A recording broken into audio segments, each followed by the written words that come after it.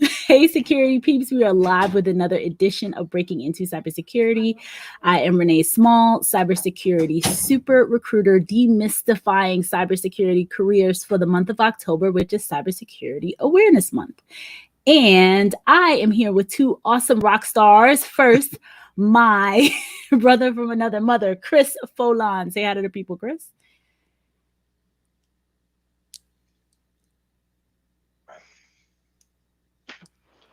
We can't hear you. All right. I know my unmute wasn't working. There he is. There he is. He's here. And hey everyone. And we're here with Charles Britt. Say hi to everybody, Charles. Hello, everyone.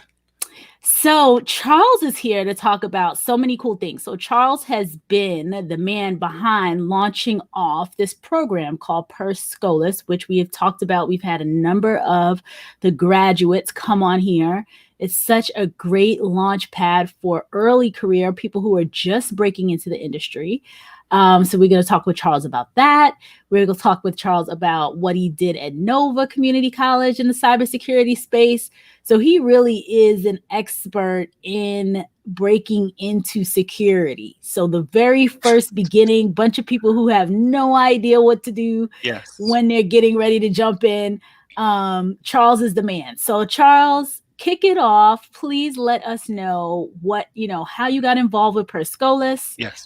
Let people know what Scholas is. I mean, we've been talking about Scholas and we've had a number of people come on this month of their grads. So talk about what it is and then how you got it to, started in their cyberspace. They have been doing other things, but how cyberspace got started, and then we'll kick it off from there. Sure. Thank you very much, Renee and Chris. Thanks for having me on your show today. So Scholas, as you mentioned, and you've had some of their graduates, is a national nonprofit organization that supports the workforce development activities around IT and cyber careers. They are based in New York, and they've got offices around the United States and one here in the Washington, D.C. area, as well as Baltimore. And back in 2015, when they were looking to expand into the National Capital Region market, I was actually invited and asked by the then director to join the advisory board to sort of provide some guidance and advice on how to, of course, in those roles, guide the program, grow, and a bigger portion to make connections to people in industry to support funding for the program, as well as placing graduates into IT jobs and internships. So, of course, they've had a long track record of success prior to coming to the DC area, but was looking to expand and meet the market needs for our region. So it wasn't just enough to offer at that time just the A+ course, but the director was looking at how can we position ourselves to be ahead of where market trends are going and what is industry looking for. And as you mentioned, at that time, I was at Northern Virginia Community College, managing one of their STEM outreach programs specifically focused on cyber. So when I joined the board and we were talking about where could Scholas go in the DC region, the first thing I mentioned was, have we thought about cybersecurity? Have we thought about entry-level jobs?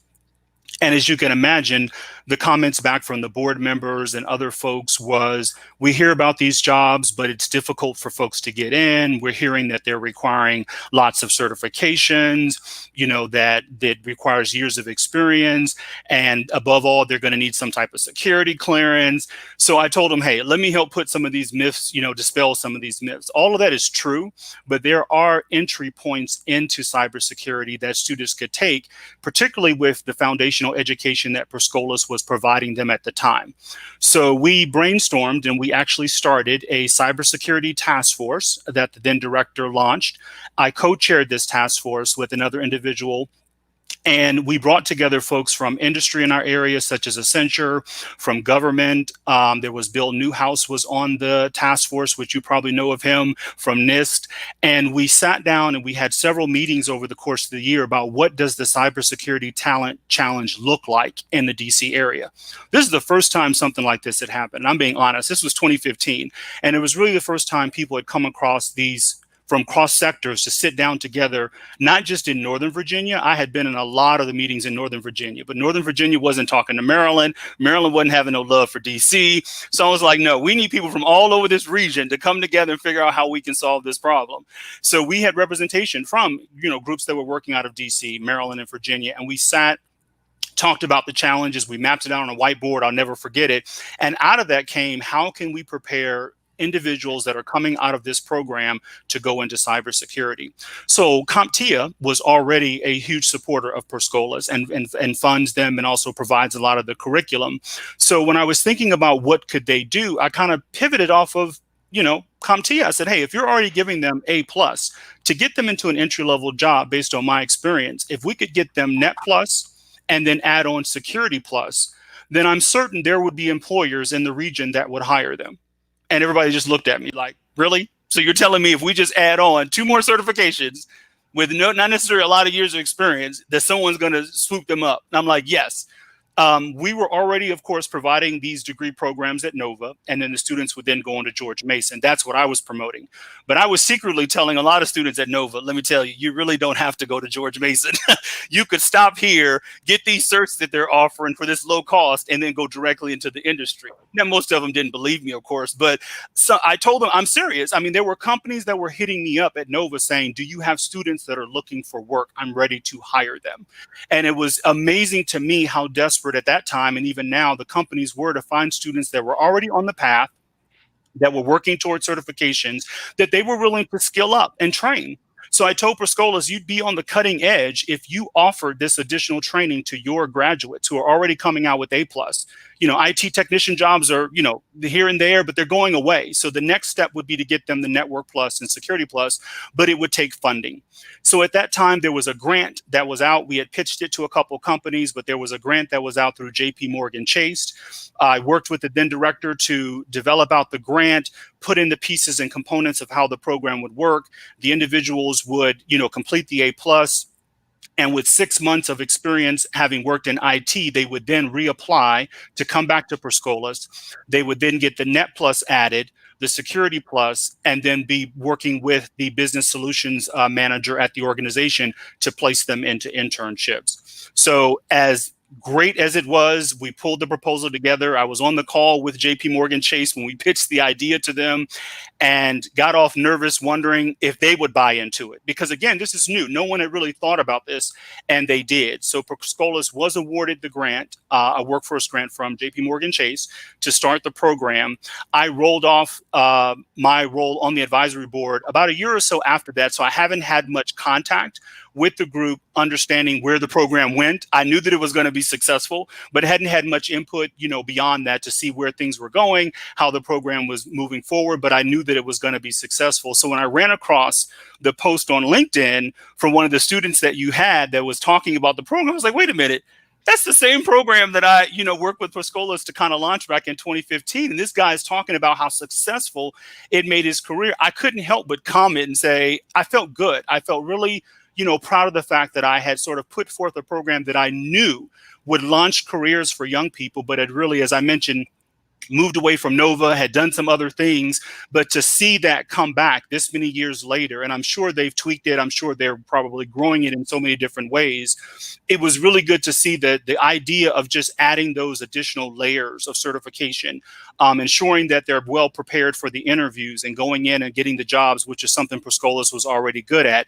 I was 100% certain that folks could break into cybersecurity because there were already employers that were looking for our students right out of Nova, but I just didn't have an organization or a mechanism to connect them with because they weren't in Northern Virginia to get them to that next step. And I felt Scholas was the way to do that. That is amazing. I love the fact that you mentioned between the A+ and the Network and Security Plus that there's experience. And Yes. I think that experience is what's key for a lot of employers, is to say, well, it's not just the certs, but That's they right. have at least this amount of time of experience so that they could get on the job and at least start being operational from day one. That is correct. And another aspect of the program that I failed to mention was, and we did include this language in the grant, is that we would also target veterans, individuals that were coming out of the military who already had experience but didn't have the certifications. That's an easy win right there. because these individuals also probably already have clearances or could be cleared again easily because of their background in the military. So that was another component, of course, that was I wouldn't say a selling point, but that was a huge benefit that JP Morgan Chase saw, that by adding in the veterans and targeting that population as well, you certainly could guarantee that you're supporting them in returning to the workforce, but then they're also coming with less barriers because they've got that experience and potential to be able to go into work in organizations that are requiring clearances. And Charles, what other companies participated in this? So when you saw some of the hires or some of the companies that you all went to, or some of the companies that Scholas already works with, yes, if you get sure. names of those companies, that would be great. Yeah, the major partner that they had was Accenture Federal Services, which is in the DC area. There were individuals from that company that were on the advisory board and also on the task force. Mantech was another company that you hear often, which is big in our region. Tech Systems, I think they've recently joined and partnered with them, but there may have been input from that company as well. Those were sort of the bigger players that were at the table. And then, as I mentioned, there were folks that were from local government.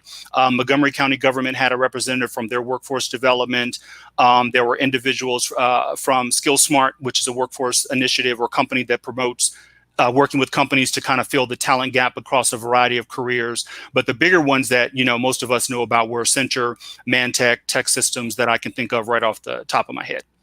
Okay. Those are some huge players. I know Mantech for sure, and yes. Accenture Federal Services in the DC area. They're huge players. Huge, yeah. And they're engaged with many organizations, including Europe.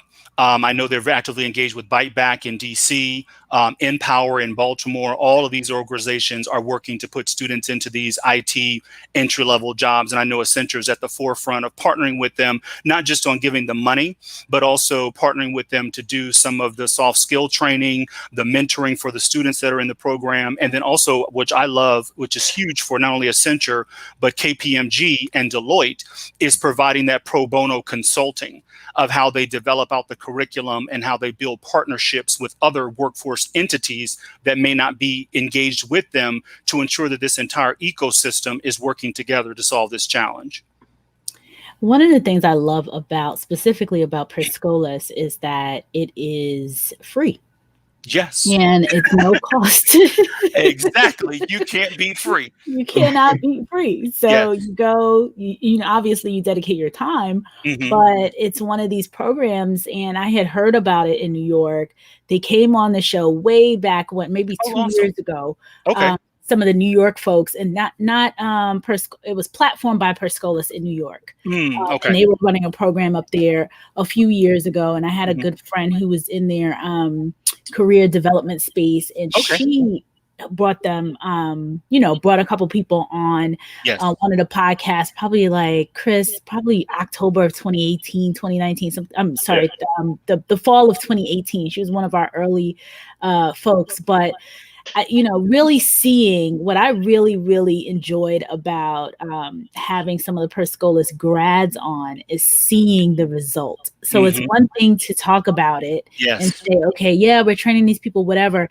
And then a couple of years later, you see these people who are successfully in their careers, and they didn't have, they don't have an additional student loan. They didn't have to, really come out of their pockets that much. So it's really such a really good a really good launch pad for people. It really is, because as you mentioned, some of these training programs in this region can be very, very expensive. I don't name any names, but we're talking, from a couple hundred to several $1,000s, to take an A+ class or a Net Plus class. So that's why I was very glad to see that through Nova's workforce development program, which they're now offering free training in A+ and Network and Security Plus, if students didn't know, through some workforce grants they've gotten as a result of the pandemic. Students were paying a lower cost, of course, to take a community college course and getting that education, but you can't beat free. And Scholas is one program that only one I know in this region that would give you that training for free.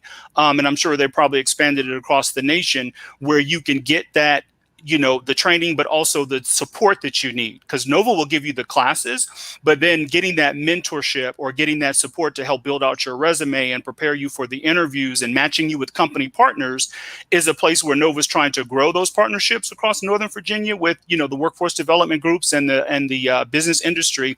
But Scholas already has those companies in place, which makes it very ideal for students that want to launch their careers in cyber. And again, because it is free, there's a limited number of students that could go through the program. There's a selection process, which is great. So you don't get in the first time, you try again, of course, the next time, but it's not like they're just taking in wholesale hundreds of folks. So it's good because they're selecting folks that they know will have the qualifications and skills and the aptitude to be able to then transition into the workforce. Exactly. Let me shout some people out who are here, who come all the time. Do I still have an echo? A little bit? Yes, you do. Okay, let me pull out. So some of the folks that are here all the time, Reginald wanted to thank you, Charles, Awesome. for the groundwork that you laid, because he was one of the students that came through that program. Awesome. That is awesome. Good to hear. Good to hear, Reginald. Congrats. Couple comments here. Am I still echoing? No, better. Okay. So, hi, Seper, he's here. Anye is here. Anka says hello, everyone. Charles, you're doing a fantastic job. Thank you.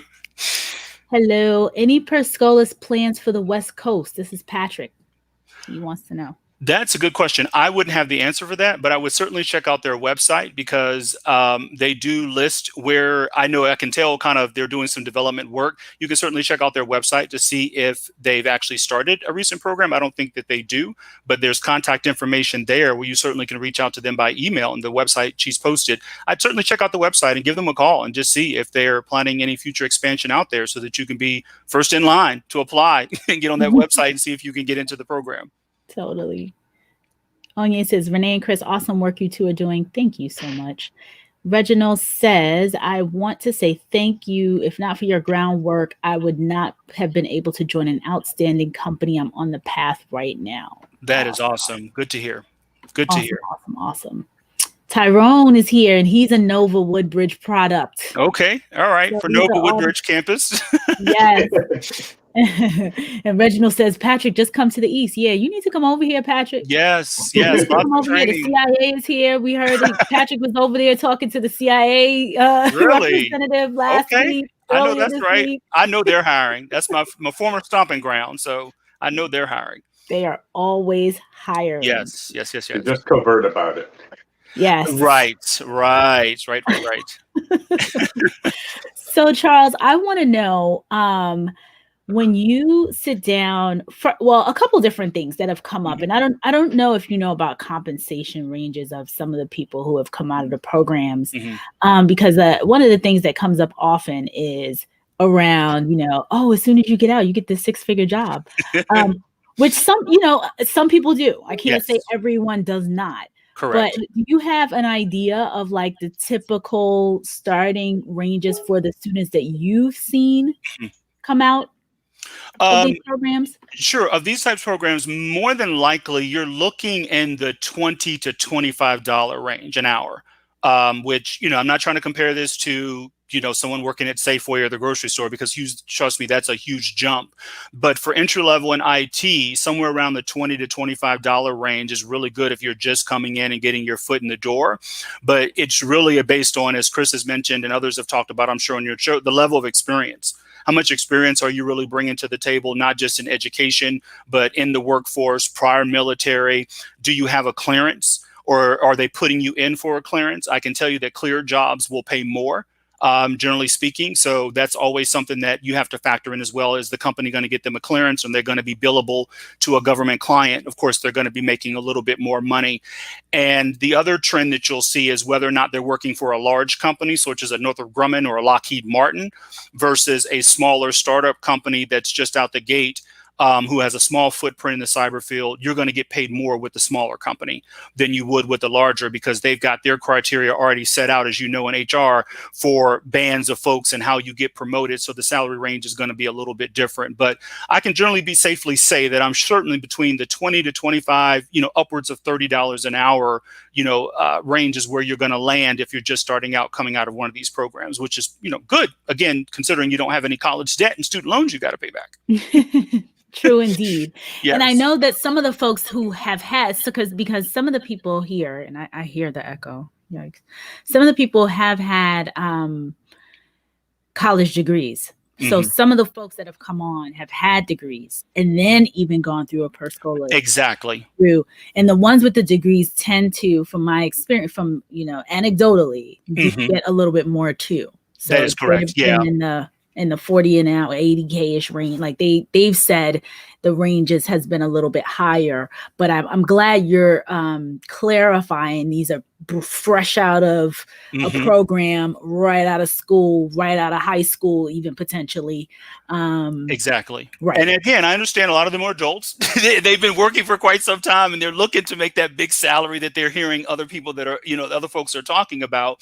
But I mean, as you said, we've got some rock stars. If you've gone in and you've wowed them and they're working on a major project that they know that you can support, and above all, it's how you negotiate. How do you even negotiate for that? Because they're going to come in and they're going to offer you the $20 or the $25 an hour. But somebody with really good negotiation skills, like I was when I went to the CIA, I negotiated a higher salary when I started the CIA. And again, I was brand new, fresh out of college, but I was like, wait a minute. I'm hearing some higher salaries than my friends are telling me that work in the private sector. So if you really want me, you need to bump up this salary. And they were like, well, everybody that comes into the government gets a GS2 and a GS5. And I'm like, nope. College degree, working in IT, you've got a huge demand and a demand is huge. So if you know of a company that's just got a contract or they're really ramping up on a particular activity, that's the time to come in and say, I know you need me. I have what you're looking for. Let's negotiate, and it's not always salary. It could be other benefits that come along with that. But that's a huge thing that plays into how much you'll get going in as well. But I'm very pleased to say that at most programs that are similar to Scholas and others that I know, there is a minimum that they ask the employers to take in, to give to their graduates, because they want to ensure that it has been beneficial and worthwhile for them to come through the program and show that return to their investors and people who are putting money into the program. Exactly. You don't want to educate someone, get them certifications, and they're making the same kind of money that they would have been prior to doing all of that. That's right. Return on investment. Totally. But then what Charles mentioned with figuring out what's happening with those companies, what sort of deals that they closed, that's using the threat intelligence or the intelligence aspect of cybersecurity to figure out your landscape and how things are operating so you can take advantage of that. That is so true. I mean, and I've done it before. I've worked for contract companies, and if I know you've just been awarded something, I've actually been on bids. I've had to write proposals, and I would call people that I knew and say, hey, we're getting ready to put out some jobs. You may want to get it because we need to fill these billets, as we call them. We've won this. We told the company that, the organization, that we can provide the jobs. Sign up, put your resume in. They're like, are you sure? I'm like, no, you'll get hired because we need to fill them. Even if we unfortunately have to replace you later, we're going to get you in because we need to fill these billets and show the government, contract that we've got good folks, coming in the door. So yeah, you're right. Doing that homework is important and showing them that you've done your research, who the hiring manager is. Talk to them and see, what are you working with? How can you benefit me? And even at that, like I said, if it's not salary, get them to commit to getting you a new certification. Get them to commit to sending you to a particular conference that you've always been wanting to go to, even if you don't get the salary, because it's all about that whole compensation package. It's not just about how much you're bringing in, on the paycheck. Yeah, for sure. So Shivani wants to know any opportunities for cyber psychology. Yes. And I say that because cyber psychology plays a huge role in how we train our users. As you know, the biggest weakness in any organization from a cybersecurity perspective are the users. The people in your organization are your biggest weakness. And I've recently attended a conference where a lady actually talked about that, about how cybersecurity training really has to get to the heart of human psychology and how we respond to certain, stimuli and how we respond to certain emails, because phishing, as you know, is that number one issue that we have, that social engineering. So when you talk about combining that with cybersecurity, understanding the threats that are out there and the field of psychology, you're totally mirroring together the need to be able to provide training, consultation to different government organizations. And another aspect that I was talking to a cybersecurity professional about yesterday is people don't often also think about the diversity that's like the diversity of thought and psychology plays in that, where if your company is targeting a certain market, how do those people think? How does that community think that you're selling those products to? Because that's what the adversary is thinking. That cyber criminal is thinking about your users. And me working for the Food and Drug Administration, they know that most of my users are scientists and doctors. Their mind isn't on secure passwords and, multi-factor authentication. My users aren't thinking about that. So when they're coming and thinking about the attacks that they can have across our agency, they're thinking, okay, if I send this email to this, FDA employee that says COVID vaccine trials, you open this message, we've got some new data coming out of England. They're going to open it and they're going to want to read it because they want to get the latest information about what's happening with COVID-19. That's where those threats come in at. So when you think about combining that, finding an organization or company that is diving into that research or that's diving into that field of thinking about how can we train our users and effectively create curriculum that will help prevent some of these social engineering and type attacks, will do a huge amount of good for organizations like ours, small businesses, nonprofits, and all these groups that are being held up with ransomware and all these challenges, because it often begins with that one person, that human error, and that psychology. You got to touch on that. Not to mention it's such a critical skill for red teamers who are emulating the adversary, and then blue teamers if you want to then do the opposite to know what the adversaries are going to do. So it's such an all-purpose skill that's so critical. 100%. And I love it. Marrying it together. I was on another video conference the other day talking to some students, and I told them, don't get caught up when everybody keeps talking about the technical jobs. Every time someone thinks cyber, they think technical, and it drives me crazy. You know why? Because I'm not the most technical person. I'm telling you that right now. Encryption and firewall rules that I have to approve at work drive me bonkers. Because I'm just not a technical person. But let me tell you, there are a lot of they call them soft skills or non-technical jobs that are just important. Cybersecurity training, the legal aspect of it. When we have breaches, I have to work with our legal department to determine how are we going to present this to the media? How are we going to present this to the press? How are we going to address the legal ramifications of a security breach? We need more of those folks too, because guess what? The firewall guy doesn't know much about that. And the guys that are actually discovering the breach has no insight into how to do that. Well, that's my job, unfortunately. So I have to still hone my skills in other areas than just being technical, because there are other aspects of our cybersecurity program that are just important as the folks that are configuring systems and running our Splunk servers behind the scenes. So there's opportunities for folks who are creative, who can develop really good slide presentations. Let me tell you, some of the technical slide presentations that come across my desk, I'm like, oh my God, you need a graphics designer on your team. Exactly, painful. I mean, I understand what you're trying to say, but you're presenting to a senior official, you're presenting to the commissioner of the Food and Drug Administration. That slide deck is terrible. So, having folks who understand cyber, who understand the technology, who could then translate that to folks who are not technical, either through training, through briefings to senior leadership, those are folks that we're looking for as well, not just the ones that are really good at the adversary work or the red teaming and the blue teaming. Those folks are important. Don't get me wrong. My props to them. But there are also other roles within our cybersecurity program that are just important that we're looking to hire for. And people don't often know that those exist. They automatically go for the analyst role. So I encourage all those who are listening, those who are, following your show and looking for resources, to also look for those types of opportunities as well. Yeah. I mean, that's the reason why we're here this month. It's exactly why. Yeah. I was right before jumping on this. I was listening to a podcast, it was a podcast, cybercrime podcast from last year. And this CISO, Keith Sullivan, was on there, and his background is in his undergraduate degree is in psychology. And he, but he started in the help desk and he moved up in his career. Yes. But he said he uses his psychology degree every single day. You do.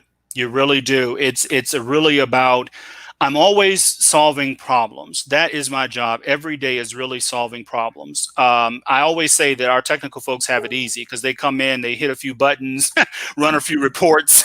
I'll look at a few logs, and then it's like I'm good for the day, But all day I'm actually interacting with our stakeholders, both PMs, IT system managers, doctors and lawyers, and folks in criminal investigations throughout my organization, where I'm helping them to solve cybersecurity challenges. They're trying to do their job. They're trying to navigate, COVID-19 and teleworking that has unearthed a lot of different challenges for our organization. So I, in my role as that liaison, have to then take what they've taught me, translate it, but then also, like you said, use that human perspective. What is it that they're really trying to do? Because you hear what they say they're asking for, which is what we get all the time. I need this. But honestly, I'm like you. I'm a thinker. I'm a critical thinker. I'm thinking, nah, that's not really what they're asking for. I know what they're really asking for. They want this level of access, or they want this. So you have to think ahead, because a user is going to try to get as much access and is able to do as much as they want on the network. But my job is only give them that least privilege, the least amount of roles, least amount of access that you need to use your job. And they will push the envelope, because these folks are coming from a different perspective. So you have to be able to one them up. And that's where that critical thinking and understanding human psychology comes into play. Totally.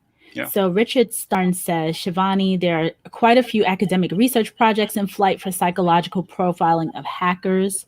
So Shivani says, thank you. I think she's thanking us all. Tyrone says, do you utilize volunteers who want to help push Per Scholas agenda?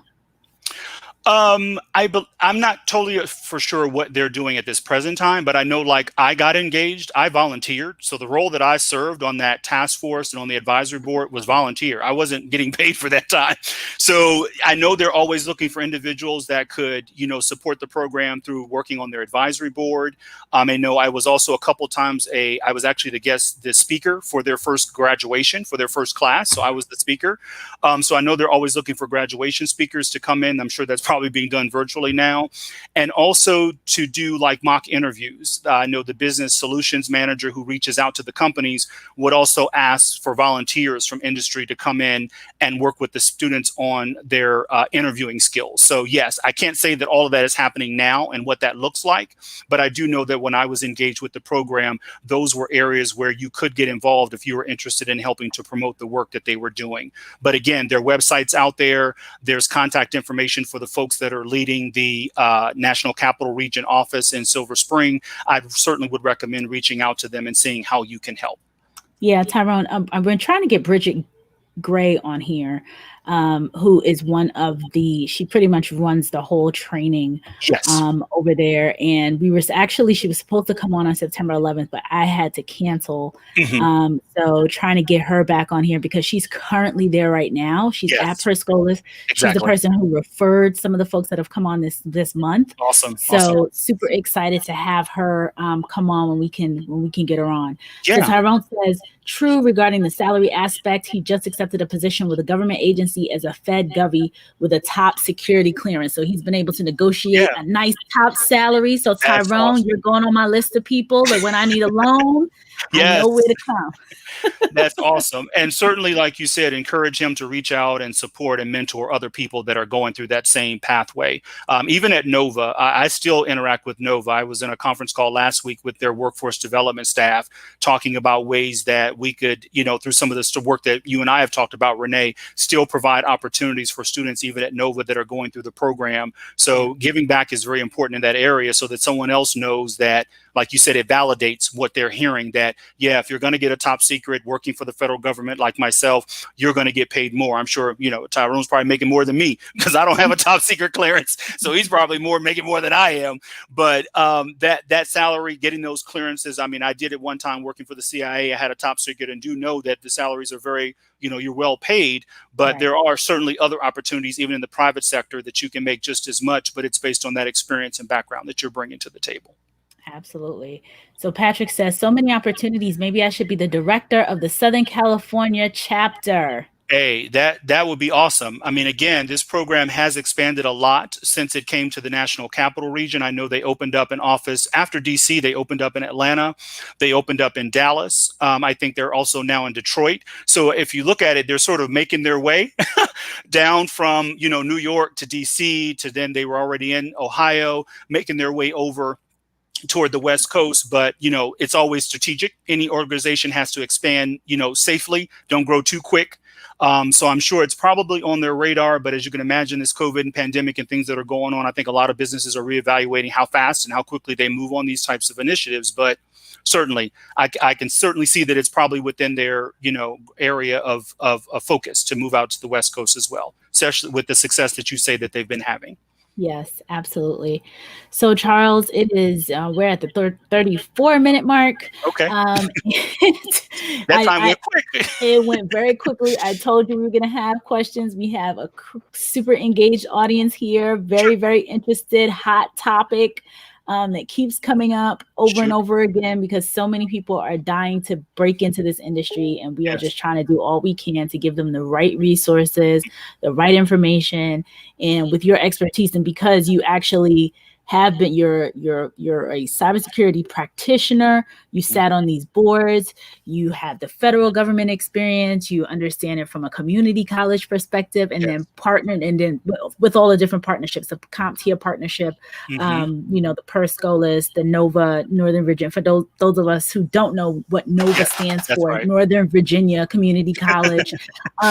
So just amazing. Thank you so much for being here and sharing your expertise.